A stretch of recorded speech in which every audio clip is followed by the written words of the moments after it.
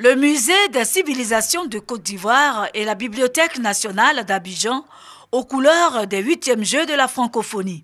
Expositions, peintures, photographies et sculptures sont servis comme menu aux visiteurs.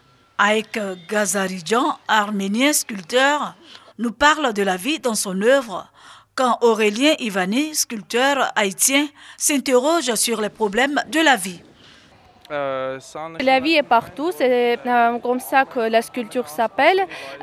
Ici, vous voyez le poisson dans l'arbre qui est un peu encadré, mais à la fois, il tente d'être libre. C'est une question, un point d'interrogation. Les jeunes, les étudiants ont choisi de laisser le pays pour aller chercher de la vie. Mais qui la cause? C'est moi? C'est toi? C'est vous? La question est à nous. Moi, je choisis de dire, je ne sais pas, comme tu vois là. Simon Horn, cette Cambodgienne artiste peintre, décrit son œuvre. Elle se réjouit d'être également en Côte d'Ivoire. Là, on a vu la Terre ou bien le globe. Il a bien séparé deux parties différentes dans le monde entier. On a un parti avec le défaut, un parti avec la qualité. Je suis très content d'avoir participé à la journée de la francophonie. Les 8e Jeux de la francophonie ont permis aux Ivoiriens de visiter leur musée. J'ai apprécié beaucoup de tableaux.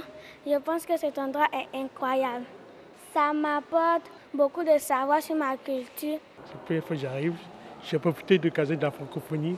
On a parlé beaucoup du musée et j'aime bien en profiter pour regarder ce que c'est. Et ça m'impressionne beaucoup. J'ai constaté que vraiment c'est vraiment merveilleux. Jamais vu ça. Je viens souvent au musée, mais c'est la première fois que je vois des choses comme ça. Vraiment, c'est magnifique. La Bibliothèque nationale affiche également un beau décor. Cela ne laisse pas indifférents les visiteurs. Je vois qu'il y a du neuf. Tout a été vraiment rénové. Au début, quand on venait, on voyait que les livres.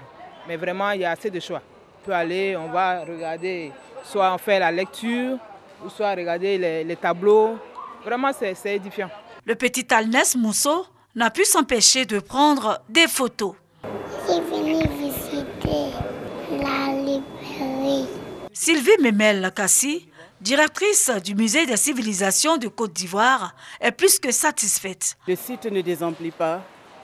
Nous sommes vraiment ravis de voir vraiment toute cette activité, cette animation et nous sommes satisfaits.